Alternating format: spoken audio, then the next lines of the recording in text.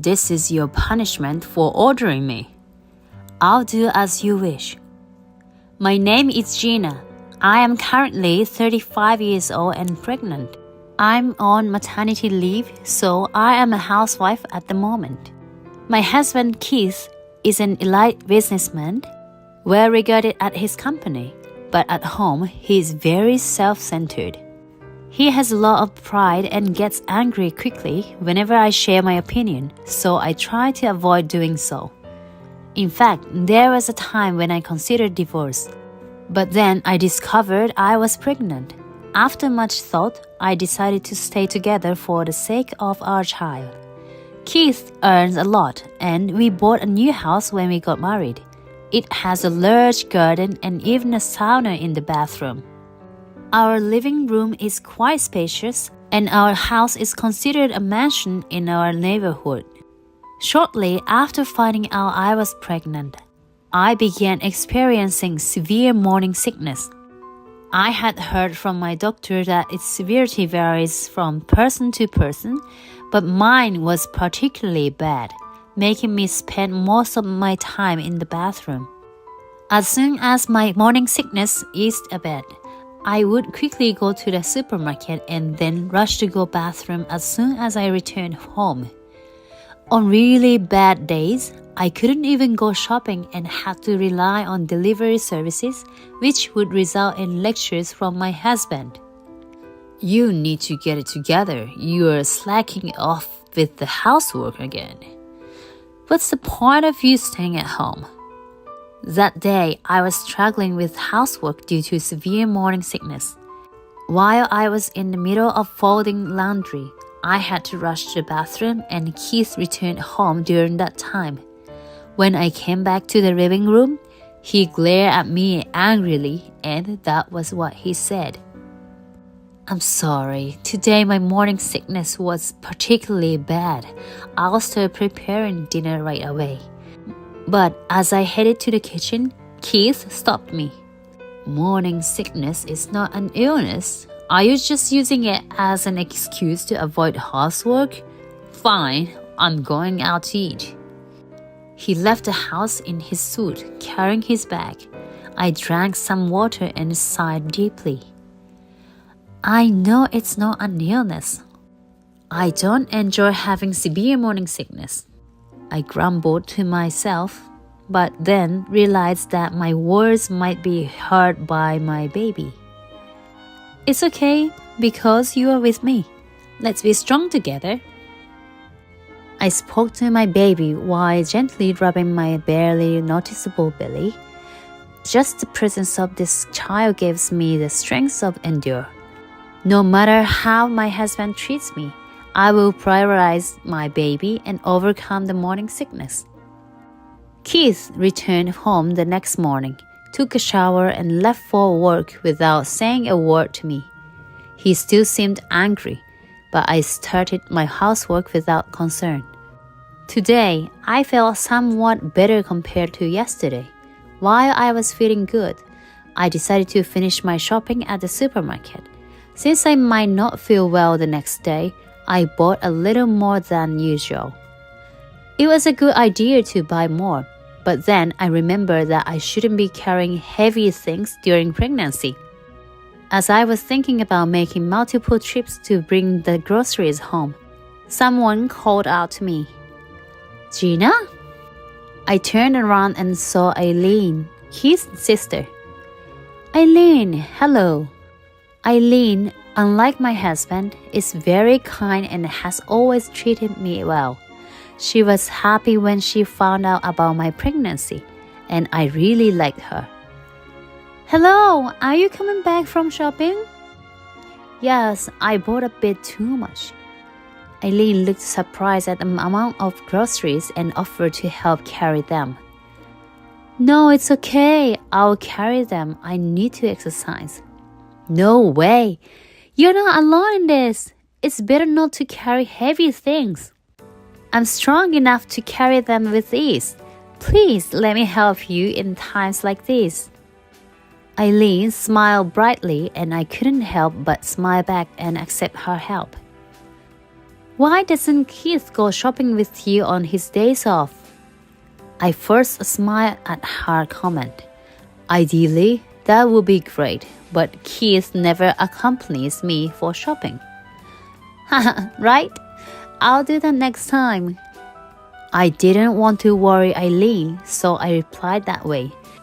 But she seemed to understand and smiled at me. Call me when you go shopping while Keith is at work. I'll come with you. We live close by. After all, let me do this much. I was very touched by her words. After carrying the groceries home, we had coffee and chatted for a couple of hours before Eileen left. I realized I had a great time and that my morning sickness felt lighter.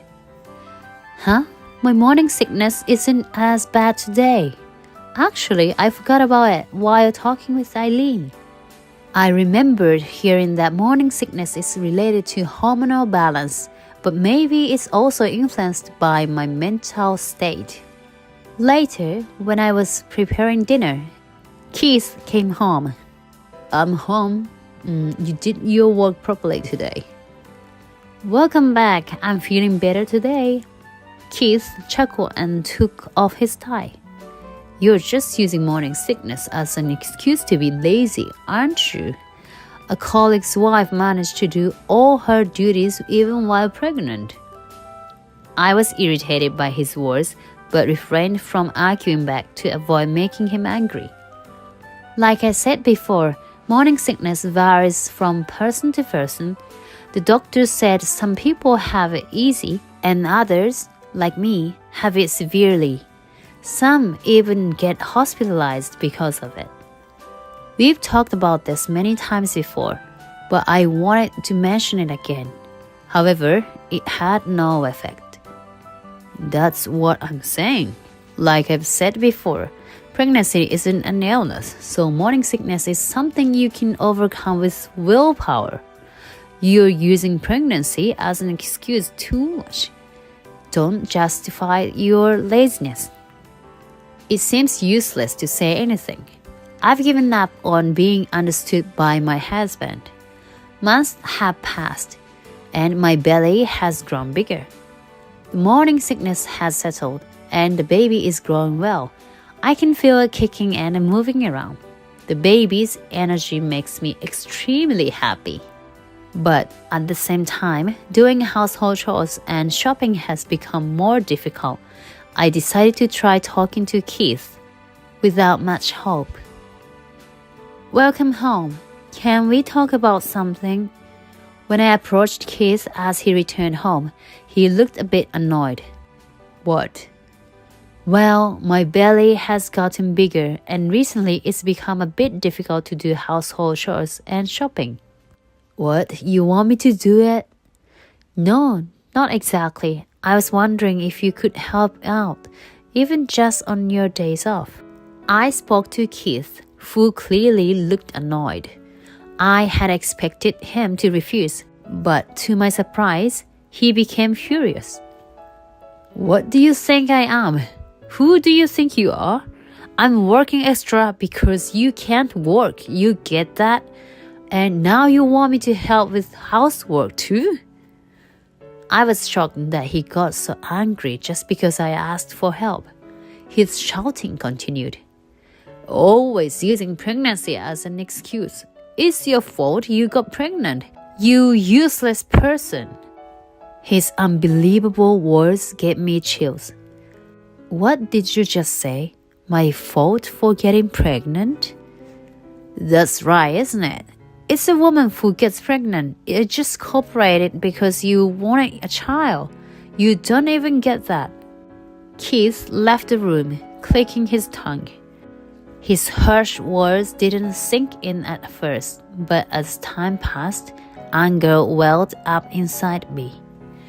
Realizing he had been thinking this way without my knowledge, I felt foolish for trying to support him.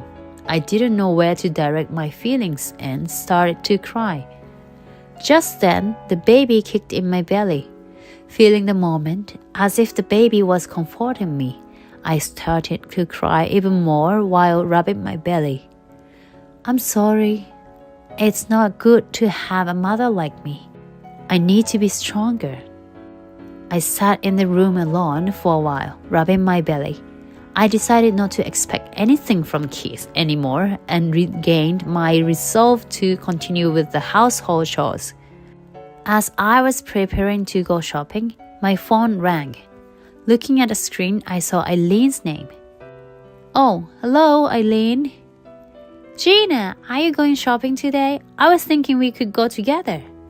Her invitation came at just the right time, making me smile. I was just about to go. Yes, let's go together. Eileen then picked me up in her car, and we headed to the supermarket together. Your belly's gotten so big. Isn't it hard to move? Are you okay? Eileen, unlike my husband, cares about my condition. Are they really siblings? Honestly, it's a bit hard. I get out of breath easily. I see. But it means the baby is growing healthily. Hey there, we are waiting for you to be born healthy. Eileen kindly spoke to the baby. In response, the baby kicked my belly. The baby is responding to you. Really? Does the baby know I'm the aunt? We laughed and talked, and before we knew it, we arrived at the supermarket. After shopping, we decided to have coffee at my house again. It seems like we've made a habit of having coffee at your place after shopping. Don't hesitate to tell me if it's too much for you, okay? It's totally fine. It's just hard to keep moving continuously. Eileen looked at me intensely as I smiled. I wondered why when she said, Gina, are you okay? You look tired. Gina, are you okay? You look tired. I didn't want to worry her and tried to smile. Oh, really? Maybe I overdid the housework. I laughed, but Eileen looked surprised. I realized tears were streaming down my face without knowing, and I quickly wiped them away. Is something wrong? You know you can talk to me. Her kind words broke my restraint, and I couldn't stop crying. Eileen patted my back until I calmed down. I'm sorry, I'm fine now. After a while, Eileen asked again. You don't have to force yourself to talk if you don't want to, but if there's something you can share, please do. I hesitated but decided to tell her everything about my situation with Keith. As I talked, Eileen's expression changed, and by the end, she looked furious. That guy, maybe I should take care of him. Hearing Eileen's cold voice for the first time, I quickly stopped her. No, it's okay. Just talking to you about it has made me feel much better. Thank you. Saying it aloud, I truly felt relieved and realized that it's not good to keep things bottled up. It's not okay at all. I will take care of it. Huh? Eileen, you will? Eileen's face changed from anger to sadness as she took my hand and said, Gina, I'm really sorry about my brother. It's not something that can be excused with an apology. But thank you for telling me. How have you been enduring all this? It must have been so hard. Her word brought tears to my eyes again. Her warm hand made me think I should have confided in her sooner. I can't leave it to that guy. If it's okay with you, Gina, I will support you. Let's put him in his place together. Grateful for Eileen's willingness to go to such lengths for me, I decided to take up on her offer. One day, Keith came home earlier than usual. Unexpectedly, he came back with a kind voice. I'm home. Being used to his cold attitude, I was surprised but responded, Welcome back. He smiled slightly and started to talk. Hey, we both need a break, don't we?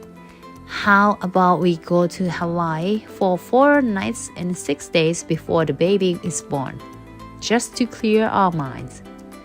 I was incredulous at my husband's suggestion. What had brought on this sudden change? After days of coldness and getting angry over anything I said, I felt more suspicious than happy. What brought this on all of a sudden? I've been thinking, maybe I've been too hard on you recently. I've been overwhelmed with work and taking it out on you. Sorry. His remorseful demeanor left me unsettled. Sure, traveling will be difficult once the baby arrives. It was an appealing offer, but something about it didn't sit right with me. What's wrong? Aren't you happy? I thought it would be a nice way to show my appreciation. Seeing me not overjoyed, Keith looked disappointed. Thinking this might be an opportunity to rebuild our relationship, I decided to go along with the idea. Alright, let's go on a trip. Thank you. My acceptance seemed to please him, and he revealed he had already made reservations. The trip was scheduled for next week, a very sudden plan. Next week? Isn't that a bit sudden? I've been planning it for a while, wanted it to be a surprise. Seeing him talk sheepishly, I reconsidered my cold husband, thinking he might have been considerate in his own way. I see. Thank you. I'm about to enter my final month of pregnancy next week, so I'm a bit anxious. But if we are going, now's the only time. Yes, I'm entering my final month next week. Ideally, I'd like to stay close to home in case anything happens, but part of me also wants a break. If there are no changes in my condition, I decided to go. Great! Look forward to it next week. Seeing his happy face after so long made me glad, and I decided to accept his kindness genuinely. Later, Keith, in a good mood, seemed to enjoy the home sauna for the first time in a while and remained cheerful until bedtime. I thought if every day were like this, there would be no need for worries. Then, on the day of the trip, we are not forgetting anything, are we? As I was double-checking our travel bag, Keith called out from the bathroom where he had been taking a bath. Gina, there might be something wrong with the sauna. Heading to the bathroom, wondering why he was using the sauna before our trip, I saw the sauna door open. Keith? As I peered into the sauna, I was suddenly pushed from behind. Eee! I fell into the sauna. Trying to protect my belly as I fell, I ended up landing on my back, hitting it hard. Ouch! Rubbing my back and looking towards the door, it slammed shut, and I saw Keith peering through the small window with a smirk. My blood ran cold as I shouted, Hey, stop joking! Let me out! But the door wouldn't open, as if something was blocking it. You really thought I'd take you to Hawaii? Keith spoke through the small window, still smirking. As if I'd take someone like you. I can't walk around with someone who's gotten fat and can't even do housework. You're useless. His face had returned to its usual cold expression. Realizing his recent kindness was all an act, I was shocked. Say whatever you want, but let me out. I was on the verge of tears, but first I needed to get out of here. I pleaded, but he didn't seem inclined to open the door. This is what you get for ordering me around. I never ordered you to do anything. You told me to do the housework, didn't you? That's enough of an order for me. Oh, I'm heading out now. Got an important girlfriend waiting for me. Enjoy your fortnight 6-day Hawaii vacation. Wait, stop joking around. Ignoring my screams, Keith left the bathroom. I kept shouting, but eventually I heard the front door close. That sound plunged me into despair. Sweating profusely, inside the sauna. No matter how hard I tried, the door wouldn't budge. If I stayed in the sauna, it would surely become life-threatening. As panic and confusion set in, I started to undress to cope with the heat. Then I heard a thud. Something had fallen from my clothes. It was my phone. I immediately called Aileen, feeling like I had been saved. Hello, Gina? Huh? I thought you went to Hawaii. Aileen, help me. I urgently pleaded for help as soon as the call connected. Perhaps noticing something was wrong with me, Aileen's voice changed. What's wrong? Where are you? In the home sauna. Gina? Feeling relieved to hear Aileen's voice, I told her where I was and then lost consciousness. The next thing I knew, I was waking up in the hospital bed with Aileen beside me, holding my hand and crying. Aileen? Noticing that I had woken up, Aileen started crying even more. Gina, thank goodness, you scared me so much. According to Aileen, after I said in the home sauna, I stopped responding, so she rushed to my house. The front door was locked, so I broke the living room window. As she explained, crying, I felt relieved and started crying too. The baby is safe. You did great under such circumstances. Learning that the baby was safe, I cried even more. Then Aileen called a doctor for me. The doctor said that I had mild dehydration but would be fine with a day's hospitalization. Feeling relieved, I thanked the doctor. Soon after, both my parents and in-laws arrived at the hospital. All four were extremely upset, worried about my health, and bombarded me with questions. I decided to tell the five of them what had happened. That's unforgivable. Aileen, along with everyone else in the room, was shaking with anger. My in-laws wanted to contact Keith immediately, but I stopped them. I had a plan. I'm sorry for causing everyone so much trouble, but please listen to me. I can't stay silent after this. Will you help me?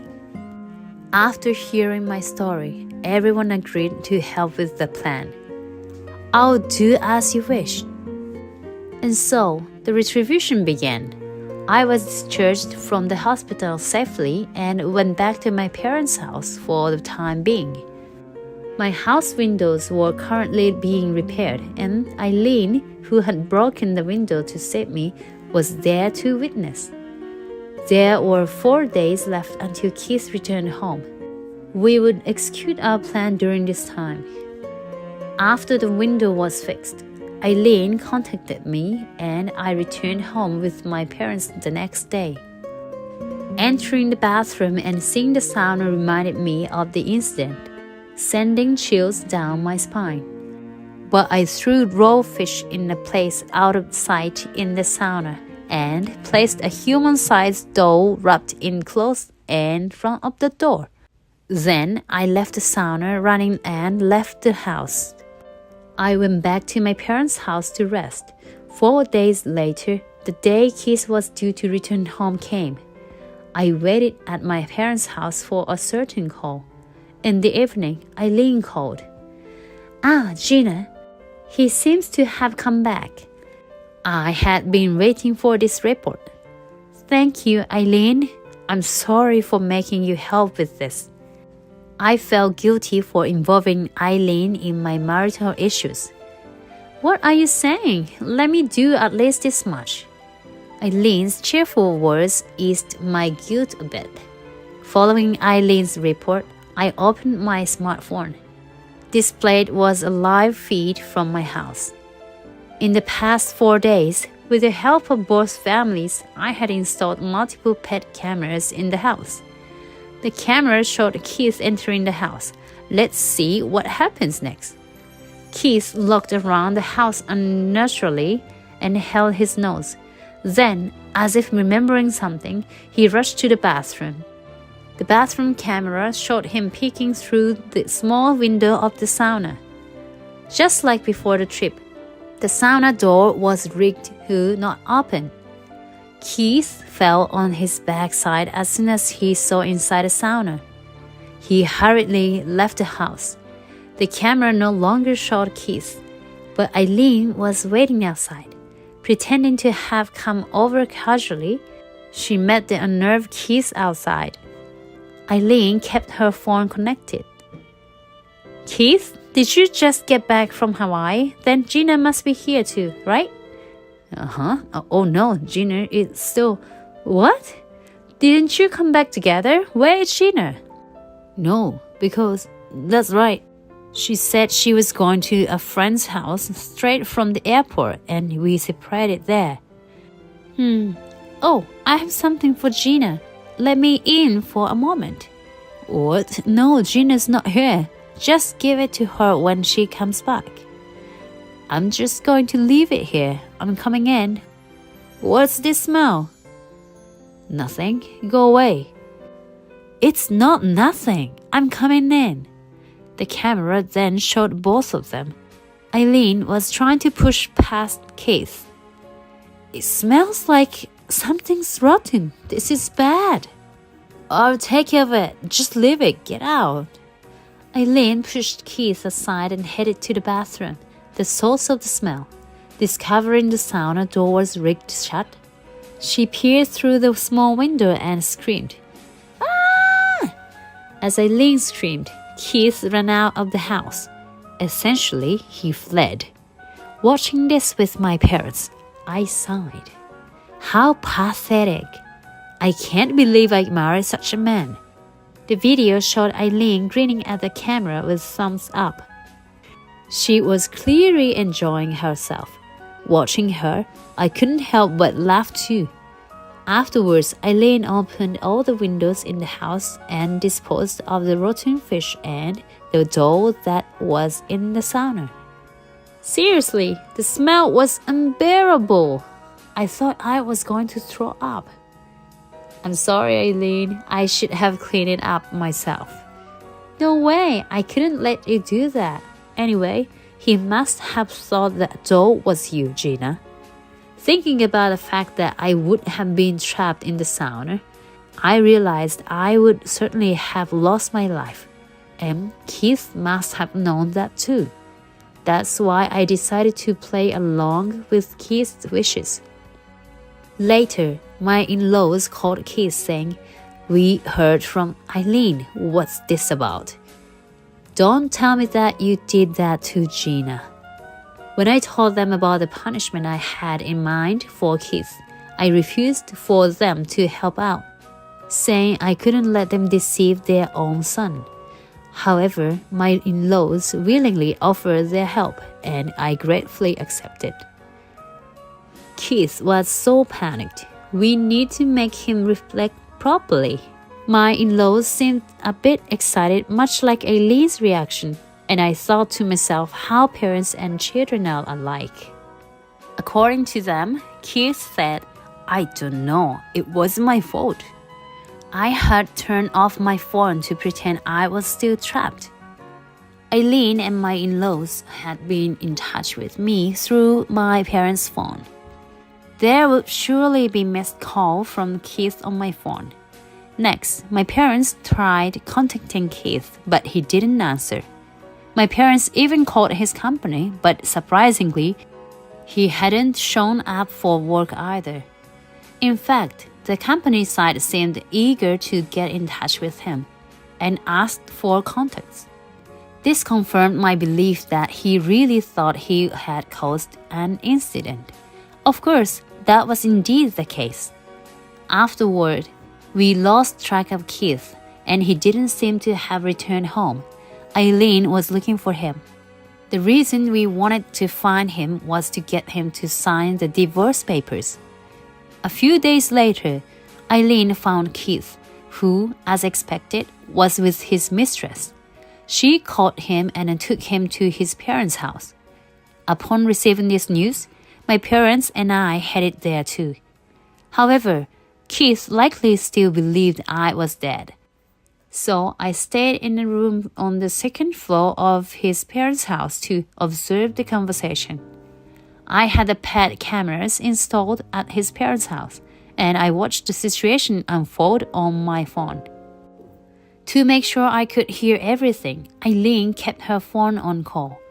The moment I turned on the camera, I saw Eileen slapping Keith. She hit him hard enough that he stumbled and fell. I was surprised on how strong Eileen was. "What were you thinking? Where have you been all this time?" "Do you realize what you did to Gina?" "Speak up, you! Say something!" Keith remained silent and kneeling, receiving another slap from Eileen. It seemed better not to anger Eileen. My parents watched silently. I just wanted to punish her." "Punish? What she did is a crime, you know. What are you saying?" "But I didn't think it would turn out like this." "You thought she'd be fine after being locked in a sauna for 4 nights? That's impossible, right? Anyone would know that's life-threatening. You are the one who should be punished." Hearing his mother's words, Keith started to panic. "What do you mean? You're not going to turn me into the police, are you?" "I didn't mean any harm." "That's nothing but harm." Silenced by his father's rebuke, Keith fell quiet. Then my parents spoke up. "We want to cut ties with you, so please write this." "What? A divorce form?" My father handed him a divorce form. The goal today was this. "But she's already..." "Just write it. You're not in a position to argue now." Keith reluctantly filled out the form under my mother's quiet command. "But the assets are mine, right?" Hearing this, Eileen slapped him again.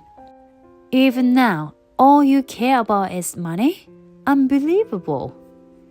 "But she's gone. I have a woman I want to marry, so I need money." The atmosphere tensed at the kid's statement. In such a charged environment, I was astounded he could even talk about remarriage. I watched the scene on my phone, bemused. Hearing a loud thud as I looked away to drink, I quickly returned my gaze to the phone. It seemed like the father-in-law had hit Keith. "We're done with you. Go ahead and remarry, but never come back to this house again." It was the first time I'd seen a father-in-law so angry. It's scary when a usually gentle person gets angry. Why is this happening to me?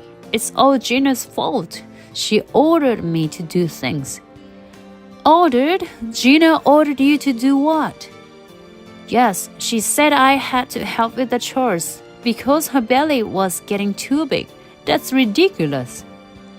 My in-laws and I were appalled at his blatant claim, and Eileen yelled back, "That's not an order. Even if it was, you should do it. You should have done it without being asked. It's clear you never supported Gina." Why am I the only one being blamed? After the divorce form was filled out and it was clear no further discussion would be productive, I decided to go downstairs. Approaching the conversation area, I saw Eileen and Keith still arguing. "So, what if I did? Gina's gone. It doesn't matter anymore." "Feel free to go to your mistress if you like, but just so you know, I will be filing for compensation." Hearing my voice from behind, Keith's body jolted and he slowly turned around, locking eyes with me. "Hey!" Upon seeing my face, Keith seemed to lose his strength and collapse onto the floor. Why are you here?" "Why? It's a family meeting, isn't it? I have to be here." Keith looked utterly confused and turned pale. "Gina, are you okay with this?" "Thank you, Eileen. father, mother, and mom and dad. As I thanked everyone, the trembling Keith started to speak. How? Why? I saw you in the sauna. Oh, you thought I was dead? The bravado he had shown earlier seemed to have vanished, making him look as small as a chihuahua. He was so pitiful that I hardly wanted to talk to him anymore. I just did as you wished. It was your plan, wasn't it? What? You were alive. Because of you, Keith still seemed bold in front of me. Seeing this, my father shouted at him. Enough! What do you think you're doing to my daughter? Keith, frightened by my father's shout, bit his lip and glared resentfully. Let's go home. We've got the divorce papers signed. As I told my parents, they picked up their things. Thank you, Mother, Father, and Eileen for today. I thanked my in-laws and left their house. The next day, I received a call from the private detective agency. I had hired them during Keith's affair trip to gather the evidence of his infidelity. Since Keith thought I was dead, he hadn't returned to work after coming home, but instead fled to his mistress' house, making it easier to collect evidence. Now I was ready to file for compensation. I signed the divorce papers and submitted them to the office. Then I went to a lawyer's office, handed over the evidence collected by the detective agency, and asked them to represent me in claiming child support and compensation. The lawyer agreed that the evidence was sufficient and started working on it immediately. I considered filing a police report for Keith's crime, but out of respect to his family, who had helped me, I decided not to. A few days later, the lawyer contacted me saying my ex-husband wanted a meeting to discuss things. I was hesitant, but with the lawyer's agreement, I consented to meet him once. The meeting was set for the following week, and I, heavily pregnant, prepared to face my ex-husband and his mistress, who surprisingly showed up together. I thought the meeting would be quick. As the meeting started, Keith spoke. It's too much to ask for compensation when I've lost my job because of you. I won't pay child support either, as I won't be seeing the child. The request for compensation is valid as we have evidence of your infidelity. Child support is not about whether you see the child or not. It's a right the child has. Lawyer, I thought she was dead, so I couldn't go to work. Am I not a victim here? Why did you think she was dead? Well, she was in sauna for days. Anyone would think that. Indeed, you knew there was a life-threatening risk, yet you locked Gina in there. Are you aware that you are confessing to a crime? That's not true. I was just punishing her. This isn't just a punishment, it's a crime. And the reason you lost your job is because you ran away, right? How could I go to work under those circumstances? You should have called emergency services and gone to the police. The fact that you couldn't go to work is your own responsibility. That doesn't exempt you from paying compensation. As they argued, Keith fell silent, unable to retort to the lawyer's points. The mistress, initially smirking beside Keith, turned pale upon witnessing the lawyer's counter-arguments. What was she even doing here? You say something. You said you'd silence my wife. Hearing Keith's words, I looked at the mistress, who flinched and looked away when our eyes met. Gina had said she won't file a police report if you agree to pay compensation and child support. What do you say? Hearing this, Keith looked up. Really? Is that right, Gina? Yes, but this isn't for Keith's sake. It's out of consideration to his family. However, if you don't agree to the alimony and child support, I will file a report." Hearing this, Keith hurriedly agreed. Subsequently, both parties paid the compensation without issue, and child support payments were confirmed. Keith, having fled and repeatedly missed work, was fired from his job and struggled to find new employment. Dissatisfied with starting as an ordinary employee, he quickly lost his next job too. His pride as an eliteness seemed hard to shake off, and now he's scraping by with odd jobs and his mistress' income. The mistress working part-time with a meager income, and Keith are barely making ends meet, it seems. The mistress, who was initially after Keith's income, has apparently lost her patience with him. However, due to Keith's overbearing nature, she seems to be reluctantly complying with his demands. As for me, the night after the meeting about compensation and child support, I went into labor. I quickly called the hospital and rushed to the maternity ward. On the way, I informed Keith's family and Eileen. Though we were now divorced and technically strangers, I still wanted to call them, since they were looking forward to the baby's birth. Hours later, my healthy baby boy was born amid loud cries. Both mother and child were healthy, and my parents, in-laws, and Eileen were there to greet us, all tearfully happy.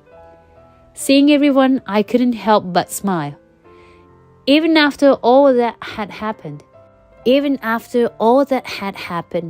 my relationship with Keith's family continued, and they occasionally visit to see my child. Watching my child grow up surrounded by love, I feel truly blessed in my days.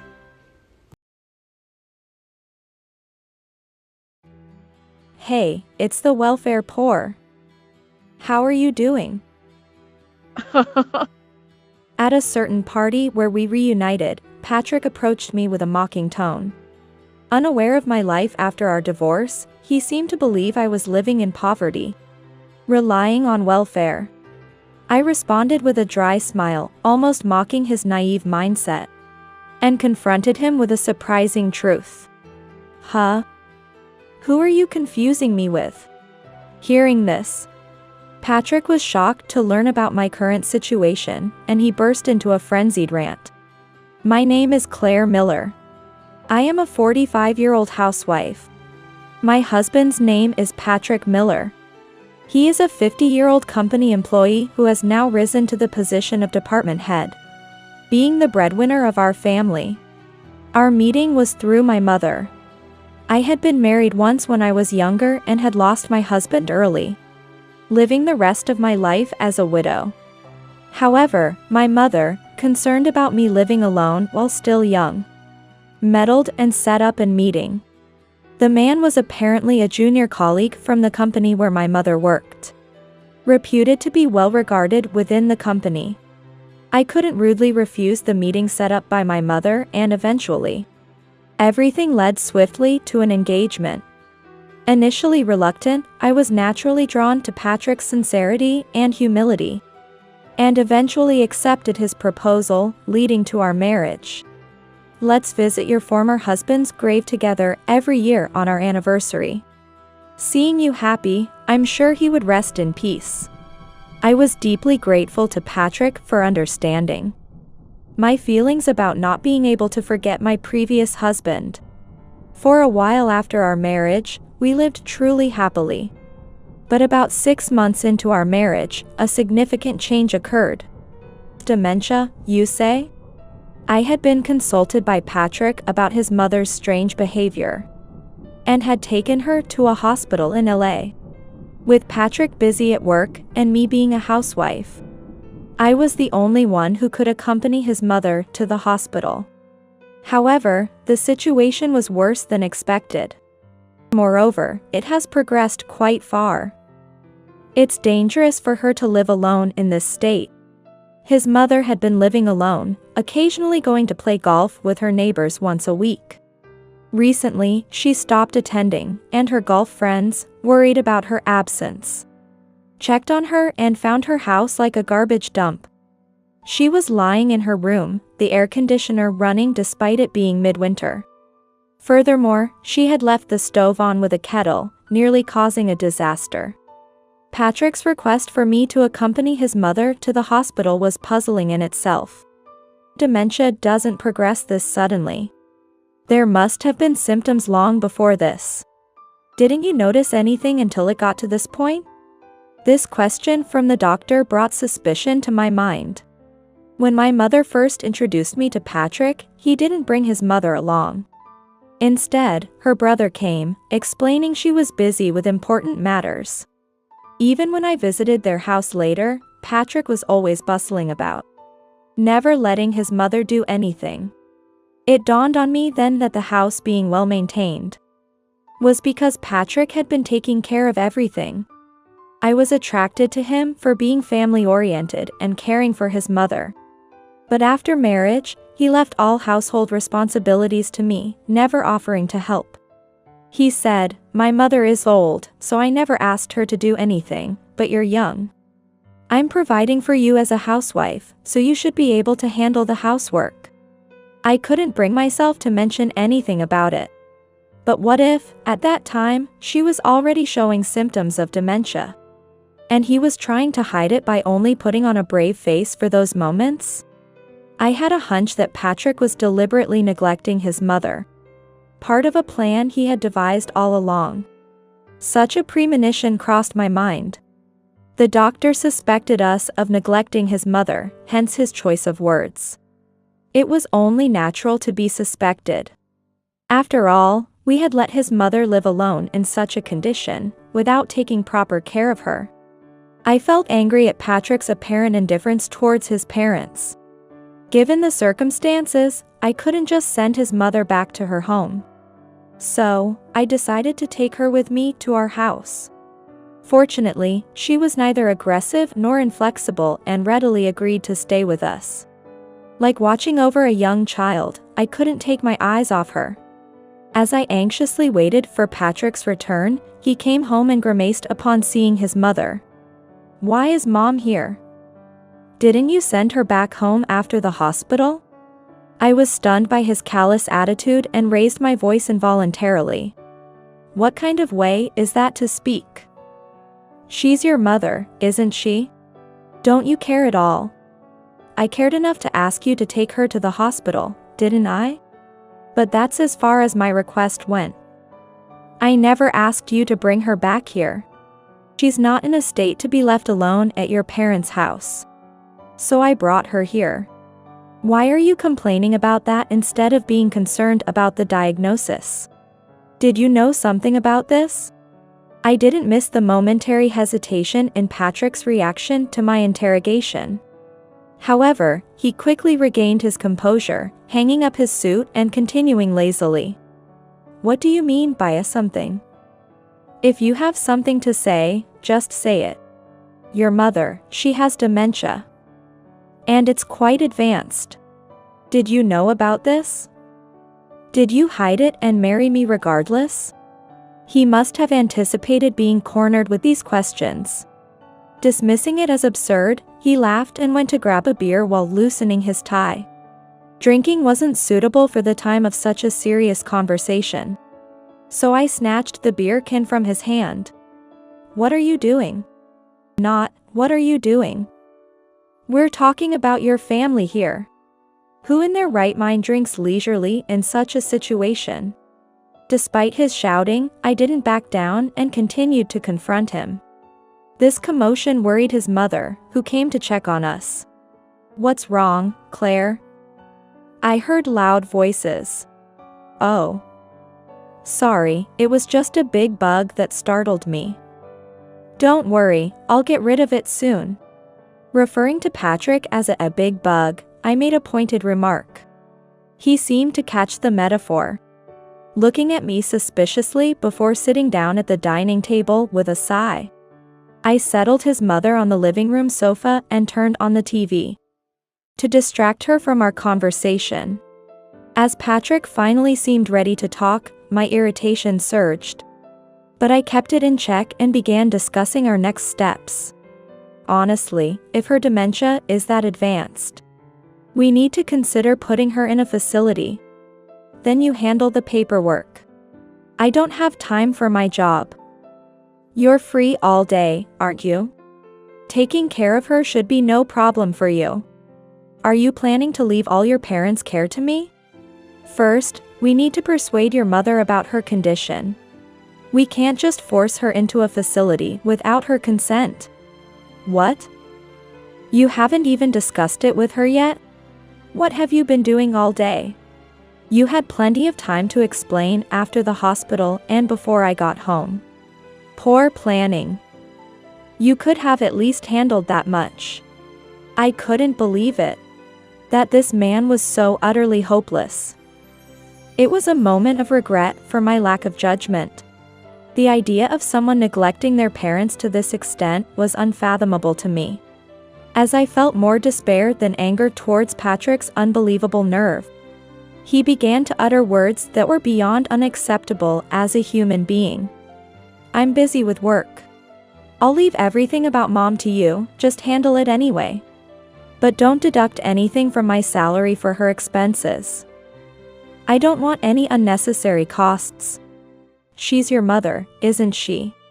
As I raised my voice in disbelief at his incomprehensible words. His mother must have sensed something was wrong. Seeing her worried face peeking into the kitchen, I quickly put on a smile to reassure her. Patrick seemed to take this as an opportunity. He left his mother in my care and retreated to his room as if escaping, locking the door. Even when I tried to talk to him, he wouldn't open the door or respond. I decided to wait until the next day to settle things with him. But that was the beginning of a mistake. Patrick didn't return home for nearly a month. When I called him, he blocked my number. When I inquired at his company, they said he was absent and wouldn't tell me his whereabouts. I was at a loss about what to do. Then, I received a call from an unknown number. Hello? Answering the call with suspicion, it turned out to be Patrick. And I could hear noisy sounds in the background. I called because I have something to tell you. You have something to tell me? Where are you right now? I have things to discuss too. Why haven't you come home? What about your mother? What are you thinking?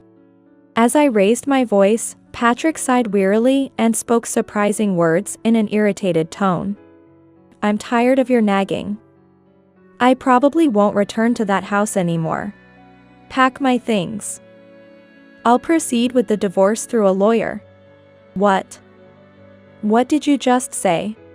I was stunned by his unbelievable words, my mind going blank, unable to comprehend the meaning. I'm divorcing you. I'm sick of coming home to your constant nagging. Pack my stuff. That's it.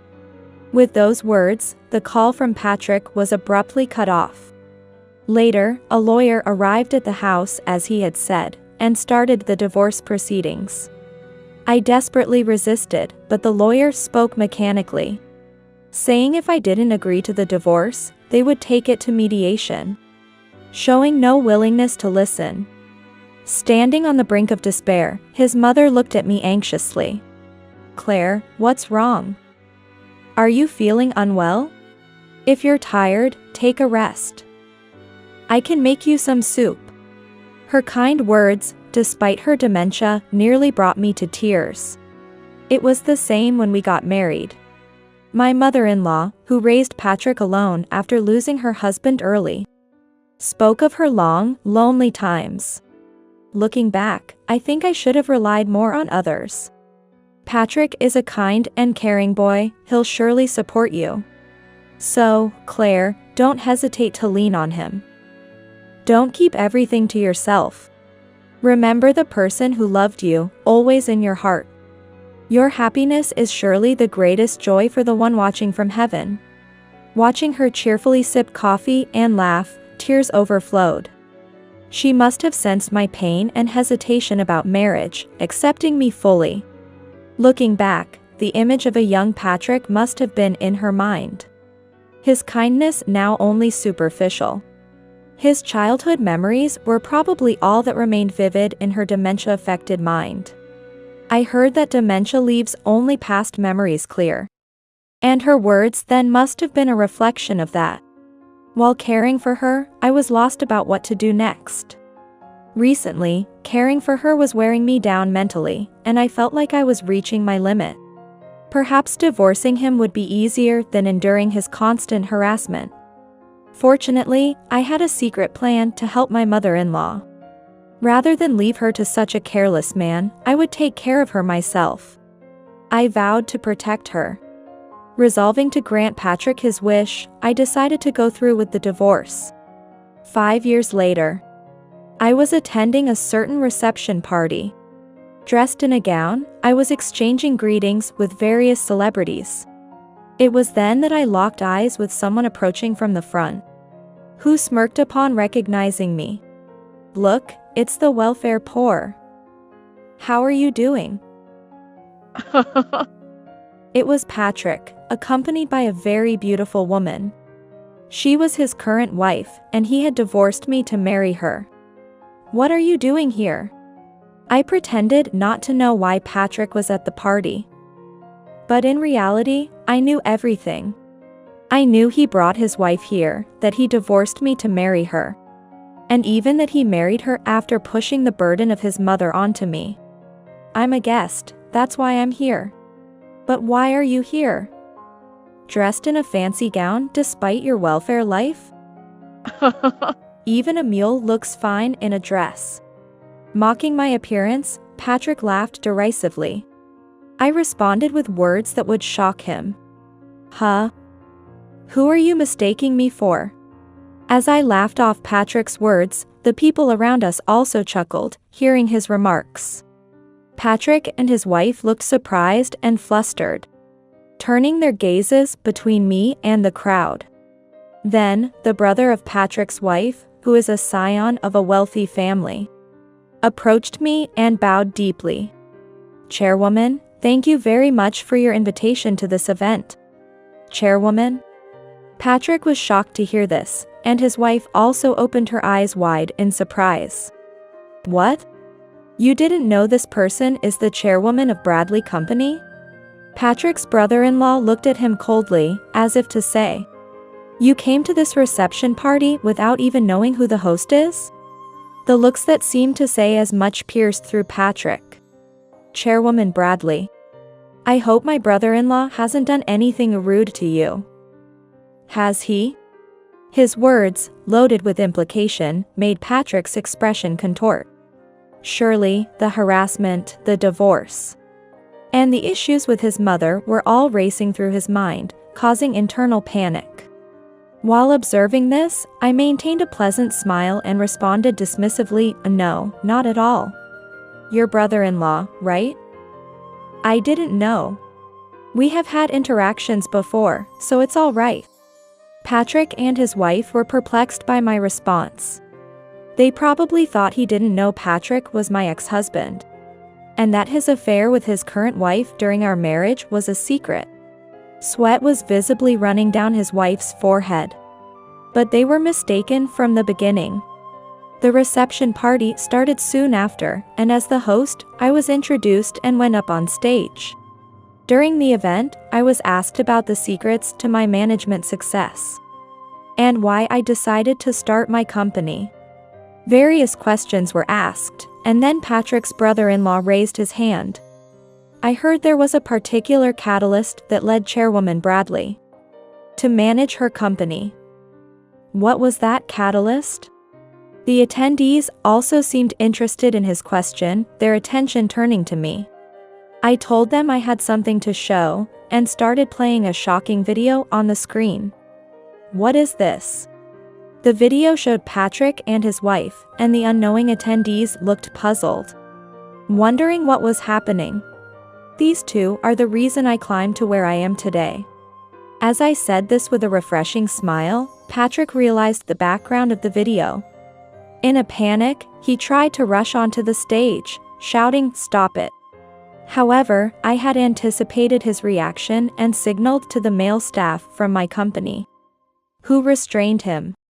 The video played uninterrupted, eliciting murmurs of surprise throughout the party venue. Well, it all worked out great, huh? I managed to divorce that woman and even dumped the demented old hag on her. Now I'm finally free. I was nervous at first. I mean, a mother-in-law with dementia?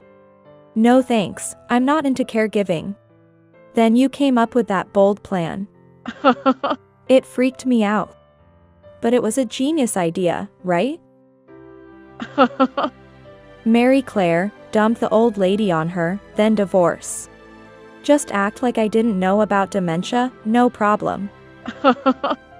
I admit, I panicked when I heard she nearly started a fire, but now, it's none of my business. Related by blood or not, I don't need dead weight. The participants were speechless at the video of Patrick and his wife laughing. They were appalled by the couple's inhuman remarks. His wife, noticing the stares, panicked, and Patrick collapsed weakly, in despair. But I wasn't finished yet. I owe my success in business and my rise to where I am now to my ex-husband, Patrick, and his current wife. I was brilliantly tricked by both. Abandoned by my husband with a demented mother-in-law and left behind in the house. He thought I was penniless, living on welfare. Little did he know, I had saved up $9 million before we even married. If he had any interest in his wife, he would have investigated or asked, right? What do you all think? Hearing my words, Patrick and his wife looked shocked. With Patrick blurting out in astonishment, $9 million. I used to run multiple companies when I was young, generating millions annually. After earning enough for a lifetime, I retired early, and thanks to him, I didn't need to touch that money, comfortably navigating married life. When we met, I was already a homemaker, helping out with my family's business. So he suspected nothing.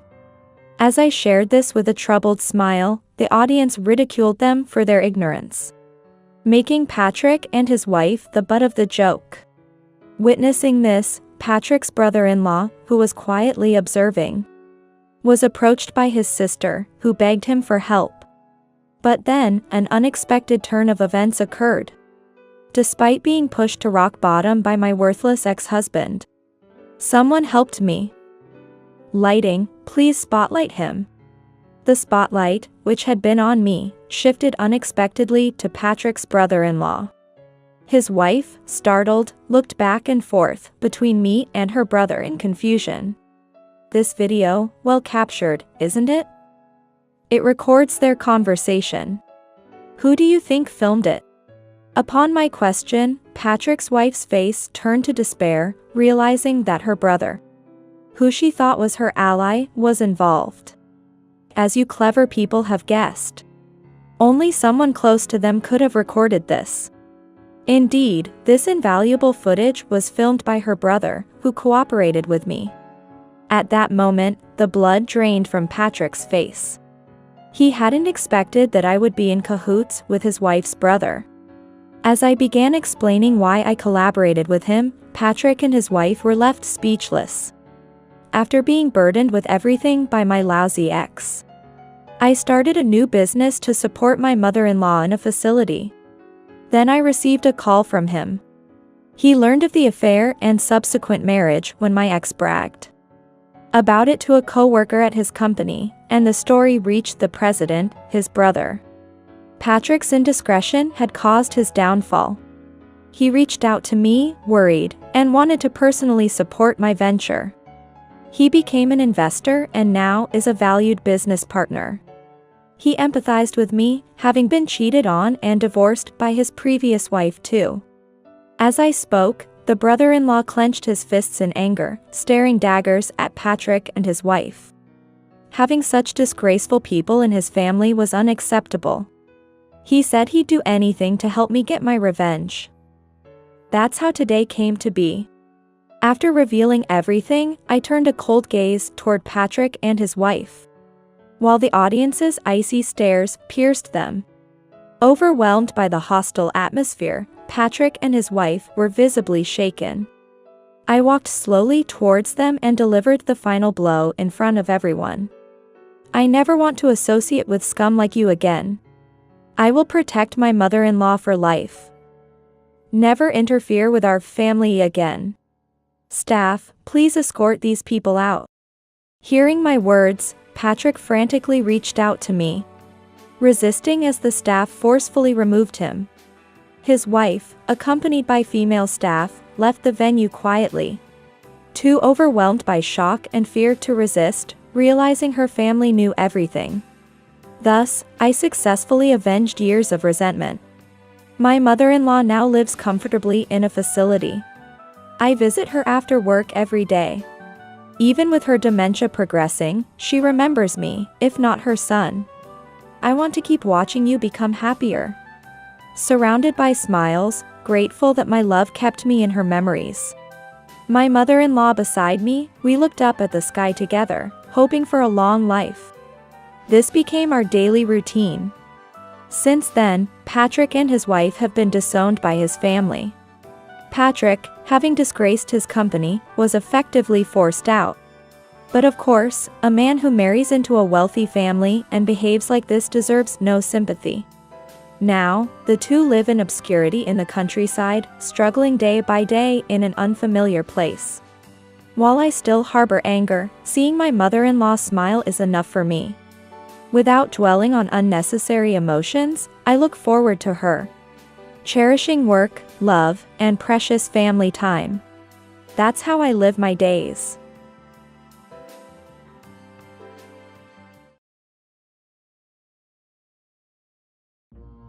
I don't want a dying one in my house because she smells gloomy. I will not allow any more home nursing. When my mother was diagnosed with terminal cancer, she was driven out of the house. The only ones who were there for her in her last moments were us, her daughters. And when my father was diagnosed with cancer, he pushed his care onto others. Do I really have to silently endure this treatment? It's about time to teach that fool a lesson. My name is Bonnie. I'm 21 years old, a junior at a local public university. I have a younger sister, Susan, who is a college student, and we were a family of 4 with our father and mother. It may sound like a typical family, but my sister and I hated our father. He clearly looked down on our mother, a full-time housewife, and disliked spending time or money on family matters. Mother, always busy with what's now called solo parenting, never showed her tiredness to the family, always smiling and cheerful. We sisters loved her dearly and grew up detesting our father, who didn't appreciate her. Then, 2 years ago, when my sister entered college, Mother fell ill and was hospitalized. Our family was called to the hospital to hear the doctor's explanation. It's cancer. She has about half a year left, I would say.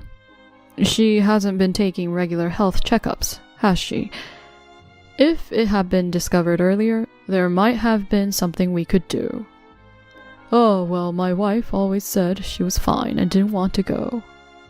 Father was all submissive in front of the doctor, but as soon as he left the room, his attitude changed. Really? If she gets cancer, who's going to take care of the house? You girls, do the housework in her place. After saying that dismissively, he left the hospital without visiting Mother and went out drinking. What is he talking about? It was Dad who always opposed Mom going for health checkups, saying there's no need since she's always at home and should spend any free time doing housework. My sister muttered this, trembling with anger. Father never visited Mother in the hospital and went out drinking every night, returning home late. What does he even think about family? Mother spent some time at home after being discharged, but her condition wasn't good. My sister and I tried to help with household chores to ease her burden, but she visibly grew weaker. Father seemed to find her presence bothersome and, far from being worried, complained. Really, a housewife who doesn't even do housework, just causing more trouble. Maybe we should start preparing for Mom's home care? When I hesitantly suggested this to Dad, he predictably opposed it. What's that? A waste of money. Having a dying one at home is depressing. Think about me, coming home tired from work, and then having to take care of her. You girls have it easy as students. Who do you think is paying for your college? He kept grumbling. I had expected opposition, but not to be spoken to so harshly, and I couldn't help but cry. How can you... Mom's part of the family, right? Are you really going to abandon her just because she's sick and can't do housework anymore? That's just wrong. Hearing this, my sister who was listening also started crying, saying, That's too cruel. Poor Mom. Father, apparently annoyed, said, I'm going out for a drink, but remember, I won't allow home care. And left. After Dad left, Mother came out from the back room. I'm sorry for making you feel bad. I'll be fine. I'll go to a palliative care ward with my savings. There's a palliative care center Uncle suggested. It's hard for you and Susan to take care of me while being students. You've had a hard time, thank you. Seeing my mother say this with a smile, my sister and I started crying again. After that, my sister and I visited our mother in the palliative care ward every day, but during that time, Father never came to visit. Instead of just taking care of the sick, do your chores properly. Who do you think is allowing you to live and attend college? He angrily said. Eventually, it was just my sister and I who were there for Mother's final moments. Even after being informed of my mother's passing by the doctor, I was in shock and couldn't grasp the reality until my sister said, Oh, we have to do the wake and funeral, right? That snapped me back to reality, and I managed to contact my mother's relatives. I see. You two, Bonnie and Susan, have had it tough. I'm sorry I couldn't be there for her passing. Leave the rest to me. Uncle, Mother's brother, was always reliable, and we often depended on him. Thank you, Uncle. We still haven't been able to reach Dad on the phone. I knew it. Father had been out drinking and hadn't answered his phone since Mother became critical. He finally arrived at the hospital 8 hours after her death, having been informed by his regular bar. Father, reeking of alcohol, sat down heavily and said, Finally, kicked the bucket, huh? Good riddance to the money-eater. He laughed heartily, and my sister and I looked on in disbelief. Thanks to Uncle, the wake and funeral went smoothly. Father didn't prepare anything, but at the funeral he suddenly started playing the role of a loving husband. Thank you all for coming today for my wife. My caregiving hardships are nothing compared to her suffering. Yes, truly. Yes, I visited her every day. I considered home care, but it was her wish to spend her final days in a palliative care ward under professional care. Yes, thank you. I believe she would be happy. Hearing my father talk like this to the mourners, my sister also lunged at him in anger. Wait, Susan, it's Mom's funeral. Don't cause a scene. It would upset her. You're right, but it's so frustrating. He says such things when Mom died. I'm angry too, and I can't forgive him for saying such things. As we looked down, trying hard to suppress our anger, Uncle, Mother's brother, came over to us. Bonnie, Susan, I heard everything. I know it's hard, but I understand everything. It's okay. Call me if you need anything. Uncle, thank you.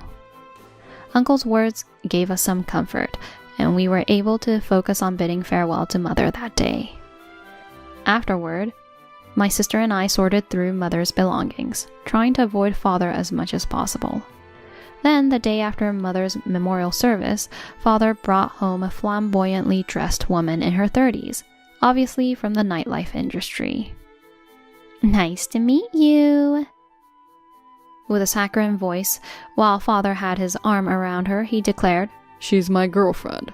We're going to live together from now on. You girls should get along with her. Wait, what are you talking about?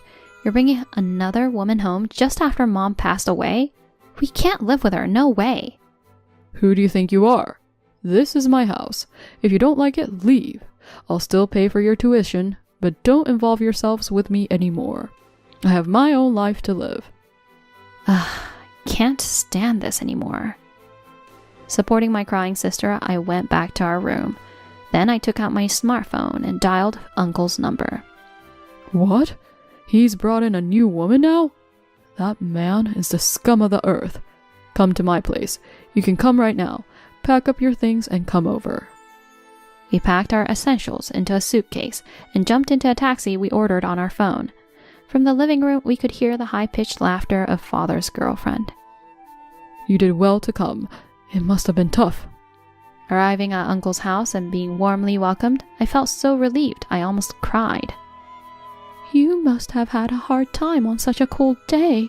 Would you like some milk tea? You both should commute to college from here. It's not too far from here. Thank you so much. We will help out as much as we can. Life at Uncle's house was peaceful, and my sister and I, busy but often reminiscing about Mother, found ourselves thinking less and less about Father. Then one day I got a call on my phone. Hello, Bonnie. Long time no see. Actually, your father is in the final stages of cirrhosis and needs care. Honestly, it's tough for me alone and I have my own job. He said to ask Bonnie and Susan for help. You're worried about your dad, right? We were told by our father to not involve ourselves with him anymore.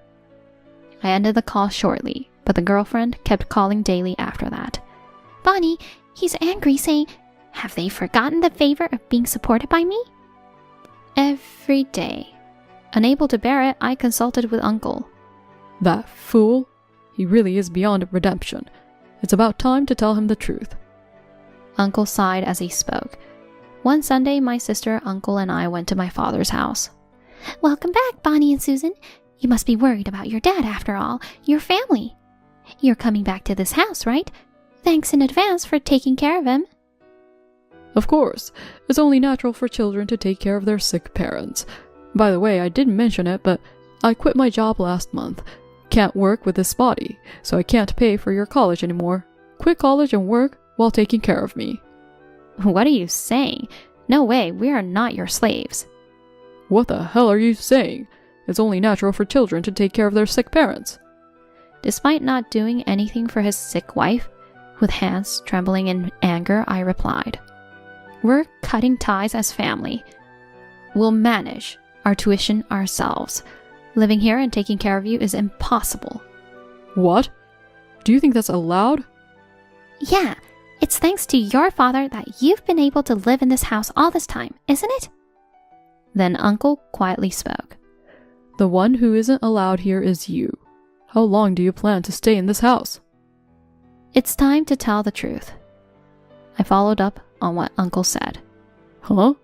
What do you mean? This land and house were inherited by the girl's mother from our father, and the ownership was in their mother's name.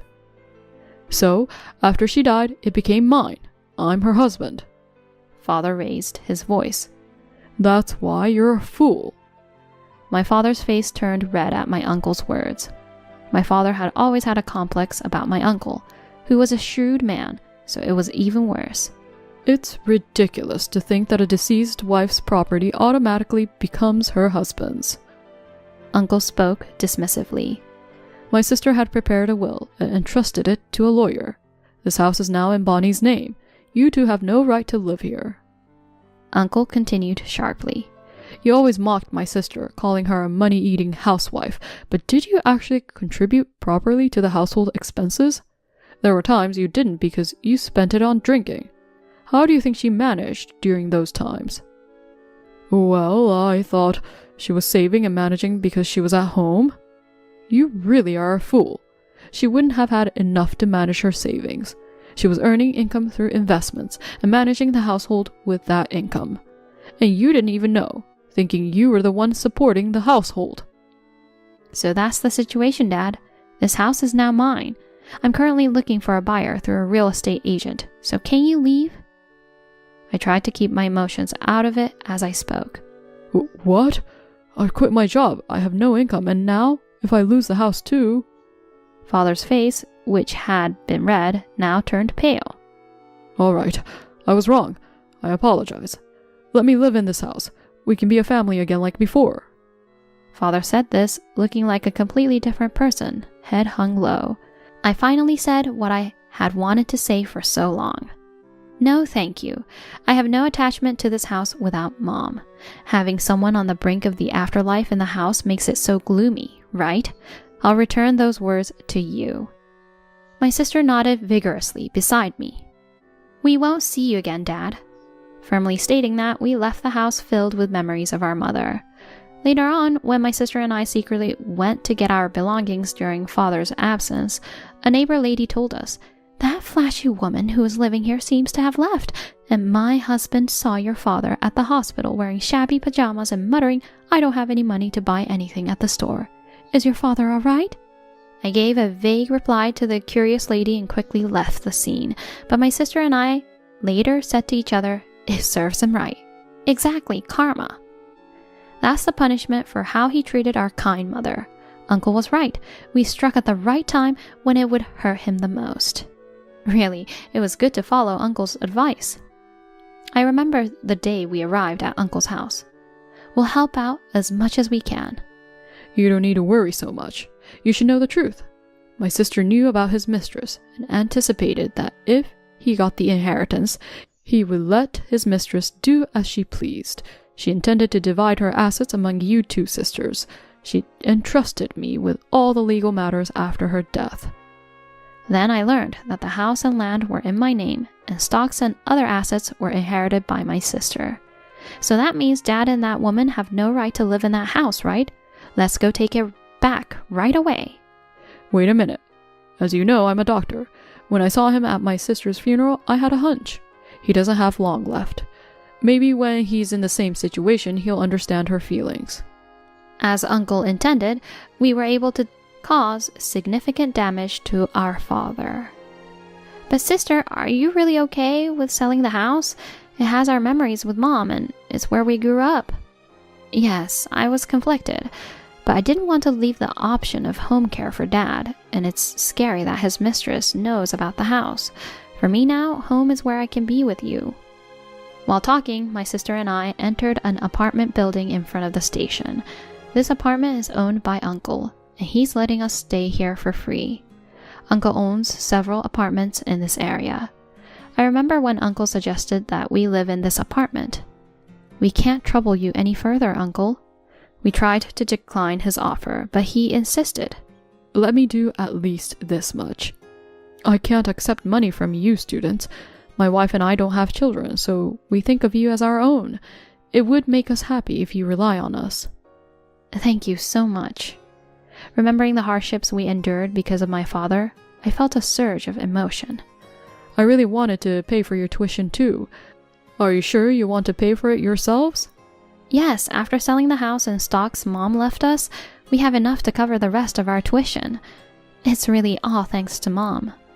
My sister's eyes also welled up with tears. We have to stay positive to reassure my mother in heaven. My sister and I nodded to each other. Entering the apartment, I recalled this conversation with my sister. As we entered, we saw a photo of our mother. Her smile seemed to say, "This was the right choice."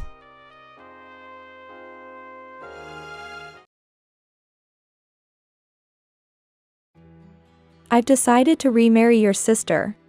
What? What are you talking about? Because if I stay married to you, I can't live in that mansion. My husband easily discarded me and remarried my sister. All for the mansion worth $3 million left by our deceased father. My sister, who has always been hostile towards me, proudly flaunted her relationship with my husband. She boasted, "That mansion and your husband, they are all mine now." Well, if that's what she wants, she can have it. Given the situation, I won't hold back either. Because that house, they still don't know what it really means to inherit that house. My name is Wendy Mason, 28 years old. After graduating from university, I joined my father's company and have been working hard there ever since. To meet my father's expectations, I have worked hard since I got the job. Until then, I only thought about work, but surprisingly, I got married a year ago. Now, I am living a normal, happy married life. My husband's name is Alex, 33 years old. We met at a mixer I was dragged to by a colleague from work. At the mixer, I unexpectedly hit it off with Alex and we got married quickly after dating for 6 months. People were surprised that I, who had no interest in romance, was getting married. But I was the most surprised. Getting married after only 6 months of dating was unthinkable for the old me. But I liked Alex that much. He is an ordinary office worker like me, but there is a significant difference in our incomes. He feels inferior because of this income gap, and even after a year of marriage, I haven't been able to tell him how much I earn. Therefore, I haven't been able to tell him that my father is the president of the company, and that I will eventually succeed him. I think I should tell him someday, but surely not now. I will wait until our relationship of trust deepens before I tell him everything. That's what I thought. Then, one day, as usual, while I was working at the office, my father, the president, called me. We try not to interact much at work, so I felt a bit uncomfortable being called by him at the office. But he is not someone who would call me without a reason. With questions in mind, I went to the president's office where my father was waiting.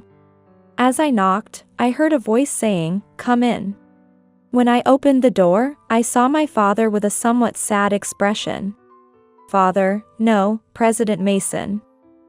Did you call for me?" "It's okay, Wendy. Just treat me as your father for now." Then, Dad. "Is something wrong?" "Actually, there's something I need to explain to you." "Explain? What about?" "About the company. I've been thinking I need to talk to you about making you the president." "What? Now?" What I first felt was, why now?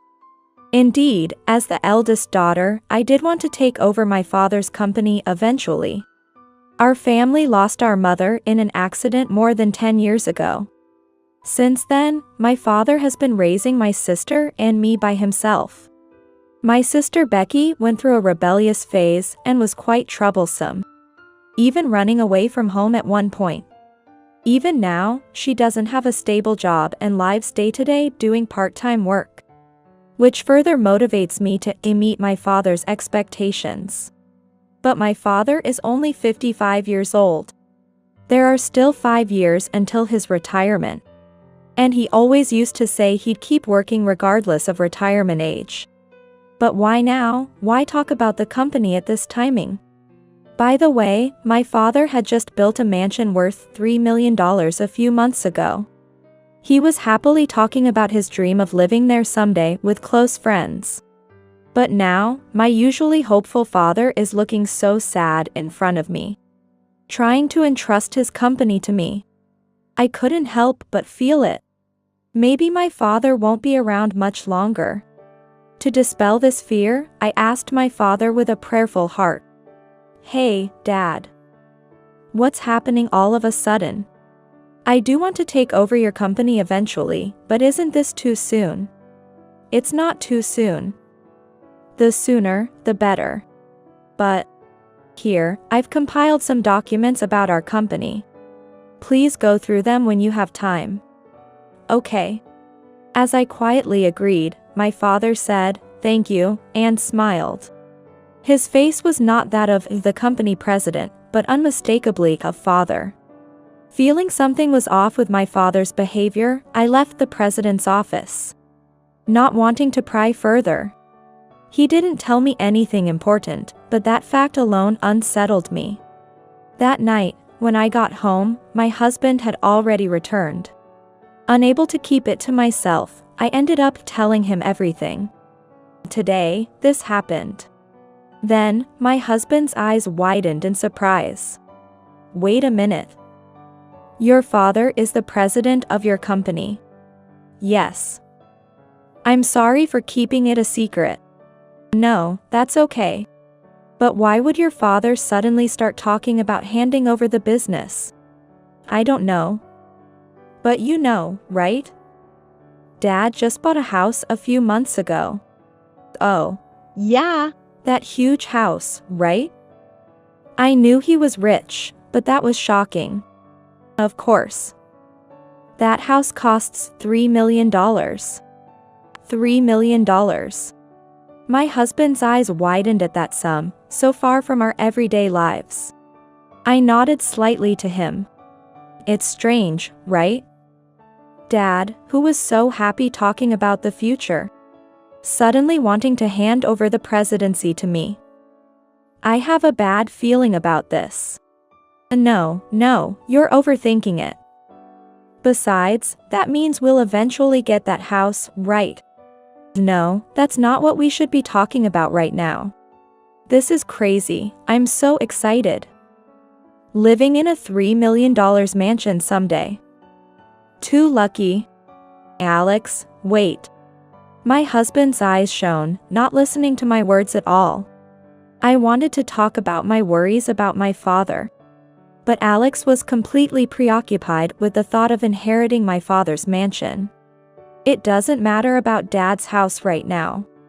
I talked to Alex because I was anxious about keeping it to myself. Why can't he empathize with my worries? But maybe, as my husband says, I'm just overthinking it. 2 months passed, still concerned about my father's behavior. One morning at 7 a.m., I was awakened by a call from the housekeeper who lived with my father. The news was of my father's sudden death. It seems the housekeeper found my father collapsed in the hallway. When she arrived for work as usual at 6 a.m., he was immediately taken to the hospital by ambulance, but it was said he had already passed away. I'm sorry for the late contact. In the background of the phone call, the housekeeper's voice was close to tears. Unable to bear the rising grief, I cried out loud. I found out that a few months ago, my father had been given a terminal diagnosis. He went to the hospital after feeling symptoms, where he discovered his cancer had metastasized throughout his body, making surgery impossible. He had been undergoing medication treatment while still visiting the hospital. But the tumors never shrank. So, he decided to entrust me with his legacy. Ironically, the cause of my father's death wasn't the cancer itself. According to the doctor, it was a heart attack. If it weren't for the attack, he might have lived longer. This thought made me feel nothing but frustration. I decided to meet with my sister, Becky, to tell her this fact. She arrived 30 minutes late at our meeting place. When I told her about our father's death, she initially showed shock but quickly lit up with excitement. So, that means we get Dad's inheritance, right? What? Are you serious? Does that mean we get that house too? You're working, so you don't need it, right? Give it to me. I'm appalled. Dad just died, and you're talking about this? Well, Dad donated all his savings, right? The only thing left for us to inherit is that house, isn't it? She was right about that. Dad had always disliked hoarding money, donating all his income to children's homes and refugees abroad. That's why I was a bit happy when he built that mansion. At last, he had spent some money on himself. But my sister, who had always been a nuisance and still led a troubled life, only saw Dad's wealth. Far from grieving his death, she was only thinking about her own benefits. That's why I made a decision. To let her experience firsthand that reality is not so sweet. That mansion, bought only a few months ago, still had many years of payments left. Dad, probably not expecting such a huge amount, had taken a regular mortgage. Unaware of this, I told my sister, I'll give you that house. When I told her about the renunciation of my inheritance, Becky clapped her hands in joy. Yes. Thank you, sis. Now the $3 million mansion is mine. Talk about an easy gain. That my sister could be so blinded by money. Anger and a tinge of sadness eroded my heart. Becky didn't even attend Dad's funeral a few days later. As if that wasn't enough to upset me, my husband's behavior was the last straw. Lying exhausted on the sofa, he happily asked me, "So, when can we move into that house?" "What?" "You know, your dad's mansion." "Becky, she wasn't too nice to your dad, right?" "So, the inheritance of the $3 million mansion is yours, right?" It seemed my husband was of the same breed as my sister. With my father's recent death, all he could think about was the inheritance. I coldly told him the truth. "Becky will live there." "I'm not inheriting anything." "What?" "Hey, Wendy, what are you saying?" "Becky said she wanted it, so I gave it to her." "What's that? A joke, right?" "Wendy, you're kidding, right?" He grabbed my shoulders and shook me hard. When I continued to be unresponsive, he slumped his shoulders and left the house. Since that day, my husband hasn't returned home. He reads my messages but doesn't reply. I don't know what he intends, but he seems very upset that I gave the mansion to Becky. After all, since the day he found out my father was a company president, he changed. If it meant getting Dad's mansion, my father's death didn't matter to him. Just like my sister, he showed no sign of mourning. In the end, they are probably of the same kind. Cruelly, it seems that bad things tend to pile up. When my husband Alex returned home after a few days, my sister Becky was inexplicably with him. Alex glared at me and said with an arrogant expression, "I've decided to remarry your sister." "What? What are you talking about?" "Because, if I stay married to you, I can't live in that mansion." "You're joking, right? Divorce me for that house?" He slammed the divorce papers he was holding onto the table. His part was already filled out, showing his seriousness. As I stood there dumbfounded, Becky mocked me. "Sorry, sis. But I can't help it, right? Alex chose me, not you." "Are you serious about this?" "Of course. That mansion and Alex, they're all mine now." "I finally beat you, sis." They hugged each other happily right before my eyes. That was the moment the devil inside me woke up. So, that's how it is. Fine, let them. After all, that house, they don't know it still has a hefty mortgage remaining. They can't possibly pay off the mortgage with their incomes. Their downfall is inevitable. Now, I am a demon of revenge. I have no intention of telling them the truth. Let them inherit it without knowing anything and later face the harsh reality. This is something I can do because I've lived my life so earnestly. I can exact this revenge because I worked hard near my father, trying to meet his expectations. I took a deep breath and looked coldly at my husband and sister. They shuddered as I decisively said, "Okay. I'll divorce you then?" "What? You're surprisingly agreeable." "Really? Do you understand your situation, sis?" "I understand. In return, I will take over Dad's company." "No problem, right? I don't care, as long as I get that house. I don't know much about management." "The company, you can have it, sis." "Is that so?" "Good. Then, that's settled for the inheritance. I'll prepare the documents and bring them later." After that, I packed up my things and decided to leave the apartment I shared with my husband. Honestly, it wasn't particularly large or special, as we rented it based on his income. I temporarily moved to a monthly apartment, first submitting the divorce papers. I gathered all the necessary documents for the inheritance and headed back to them a week later. "Can you sign these necessary documents?" My sister signed the inheritance-related documents without hesitation. Notably, the documents about the ownership of Dad's house stated, if there is a mortgage, the new owner must repay it. Becky didn't even read that. They are currently preoccupied with the soon-to-be theirs $3 million mansion.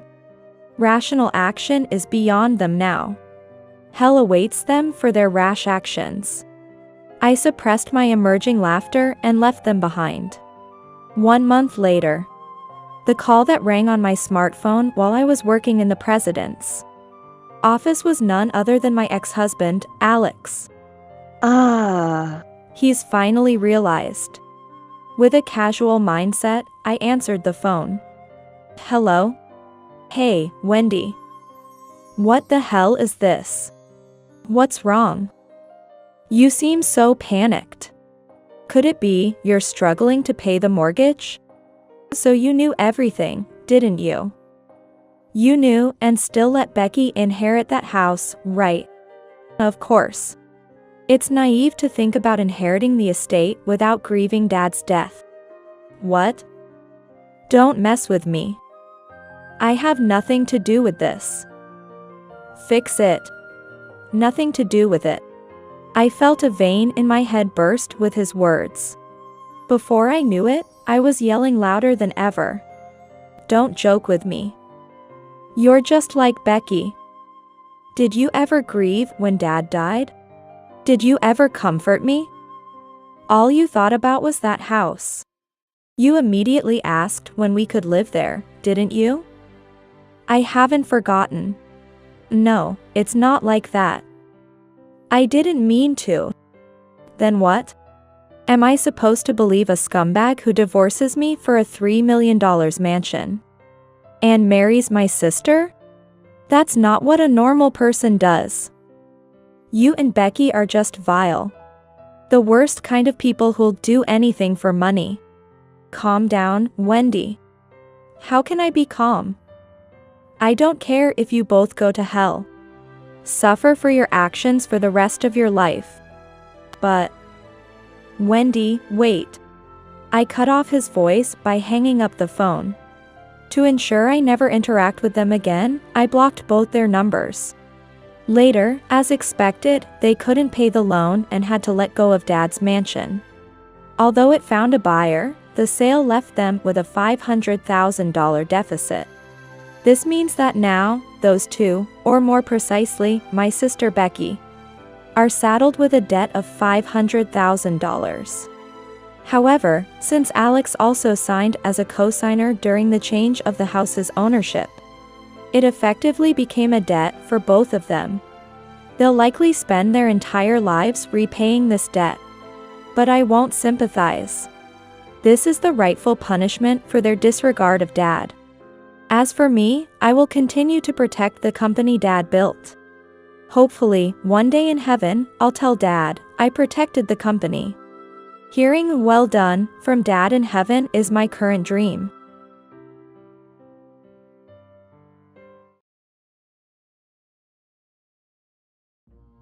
I married a man who liked me despite my frailty and timidity in romance.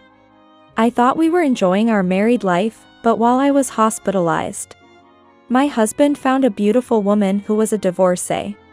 Not only that, but he also decided to leave me, saying, I can't stay with you because you don't work, and I'll take $800 a month in compensation.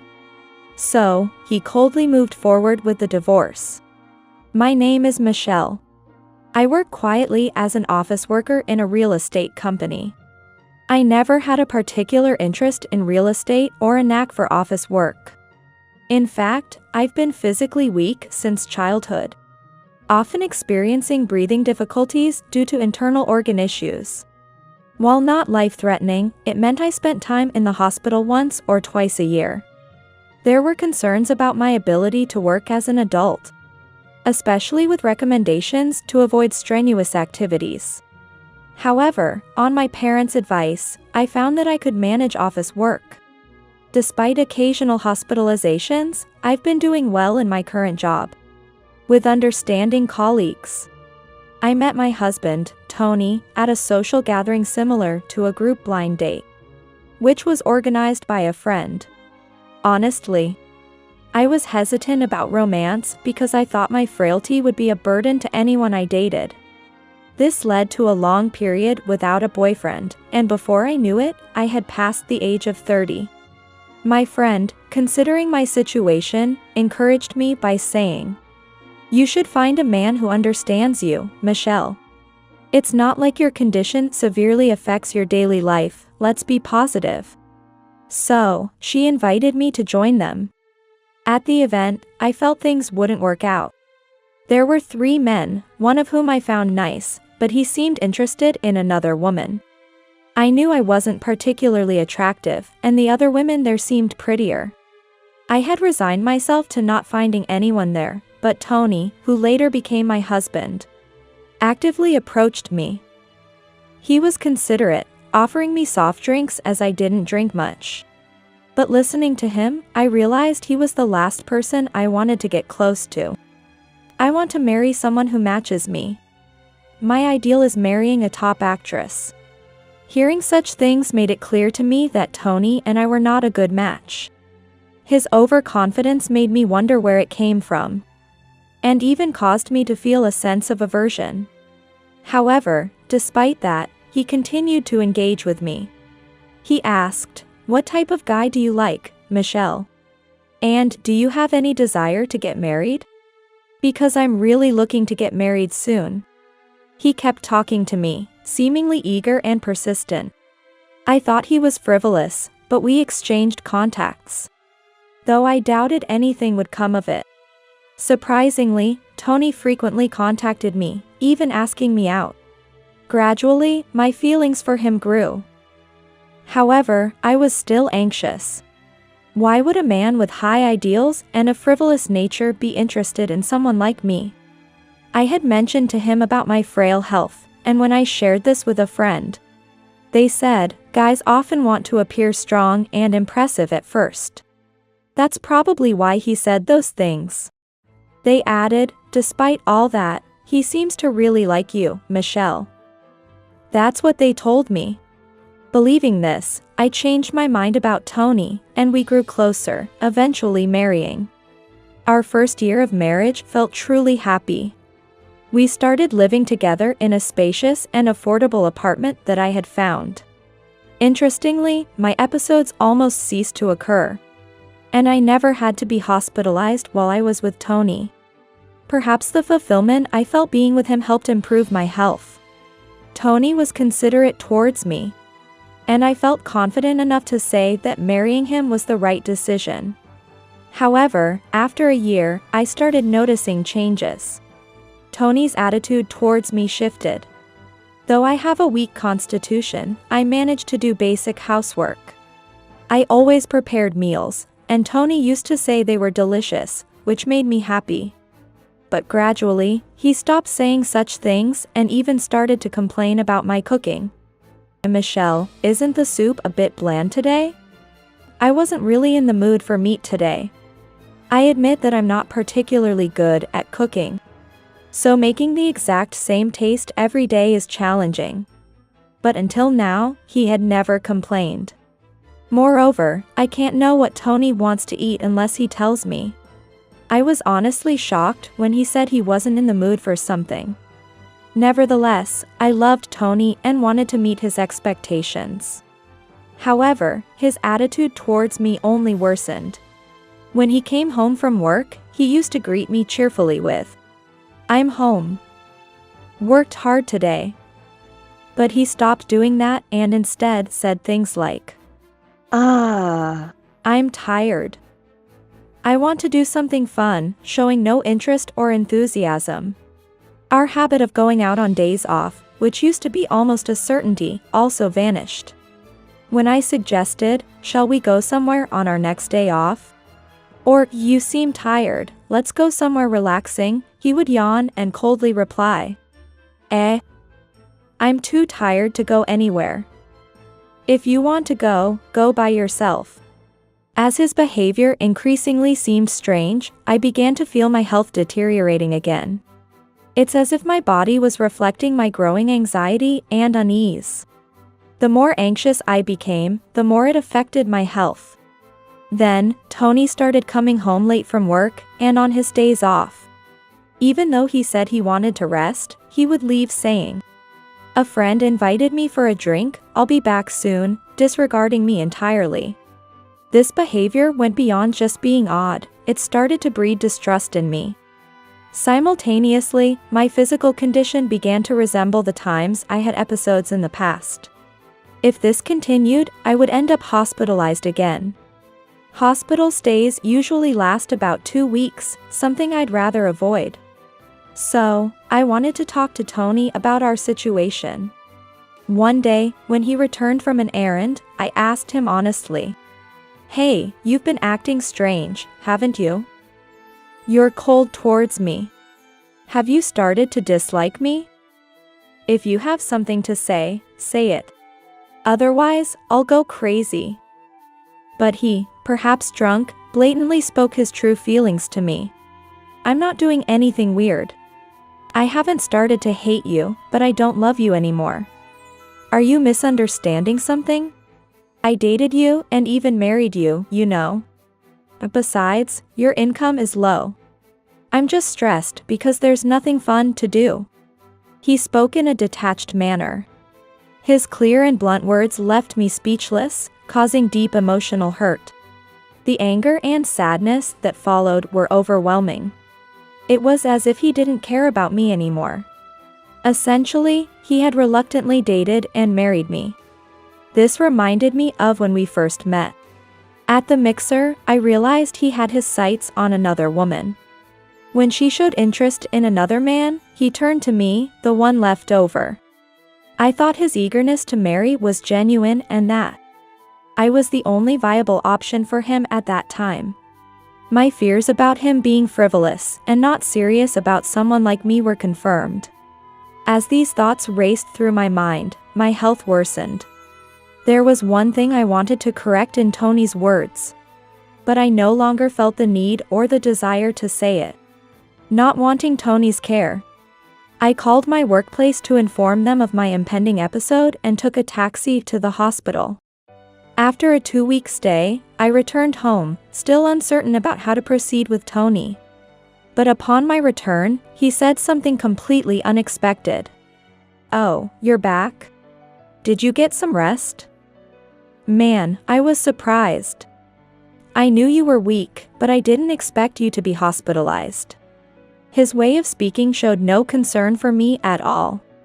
Thinking back, he never visited me once while I was in the hospital. True, I hadn't mentioned frequent hospitalizations when we were dating.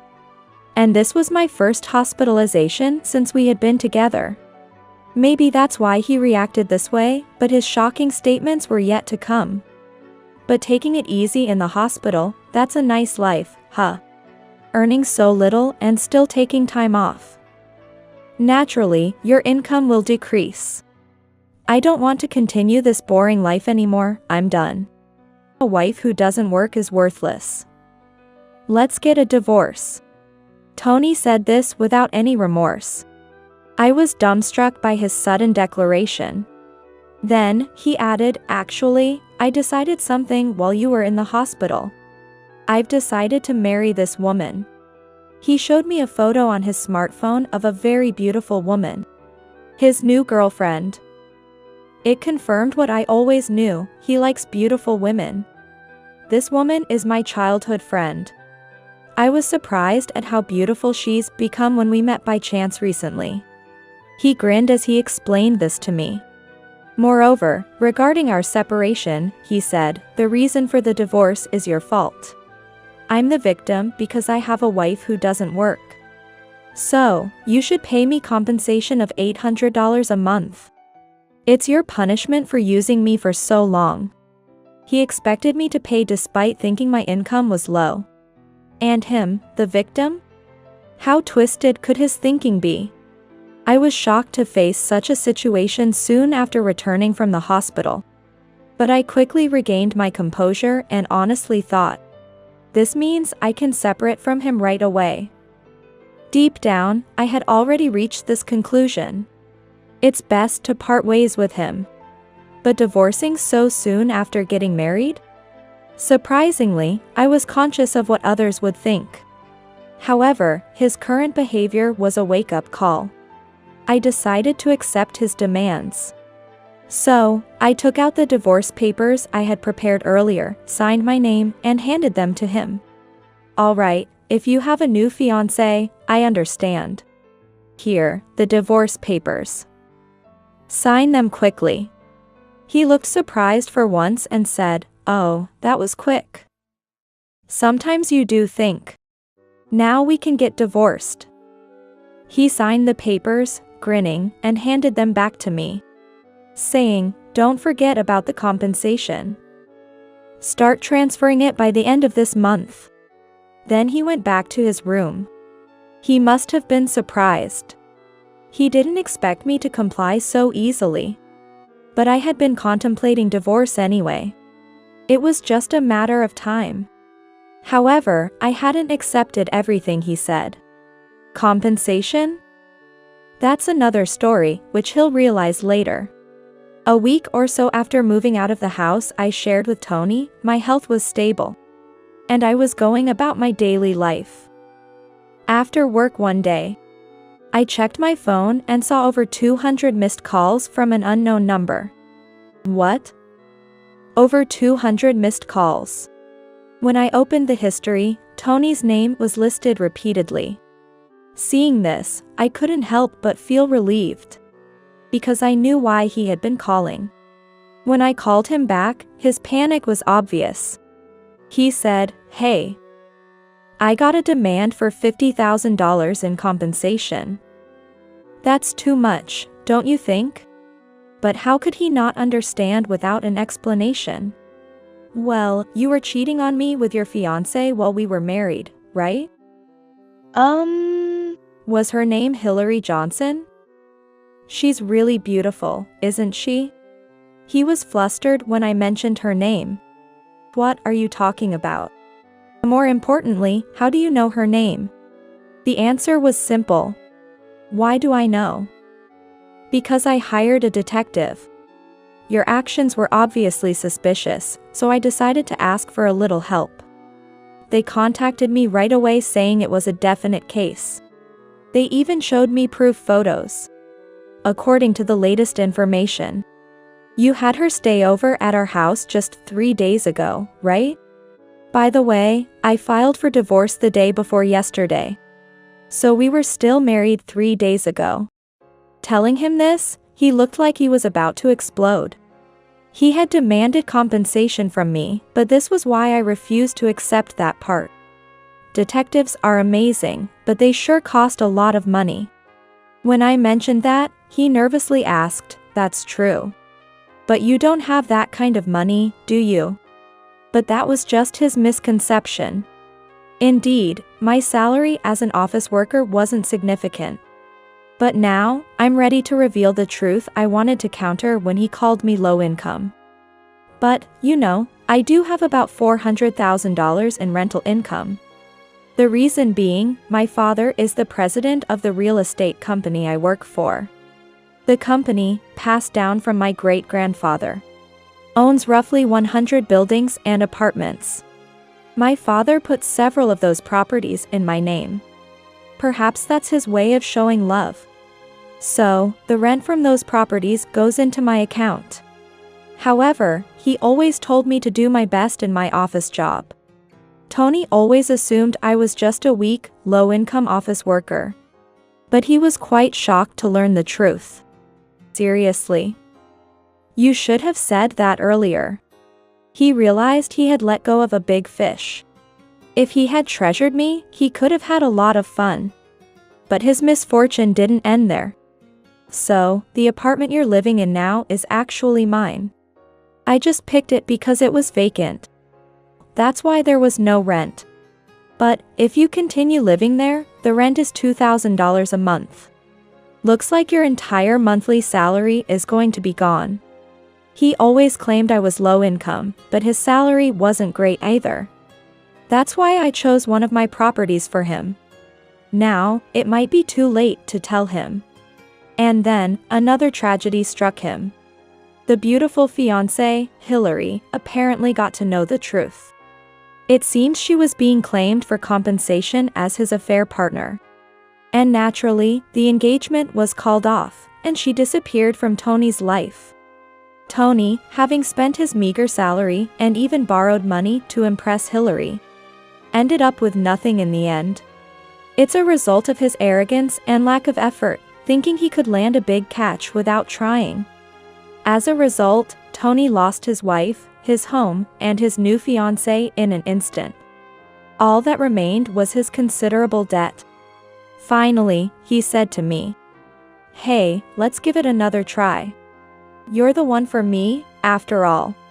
Such a desperate statement. But without it, he would have an even more boring life than before. However, as far as I'm concerned, he no longer means anything to me. But, you would say you were just with me because you had no choice, right? Don't worry about me, I'll be fine.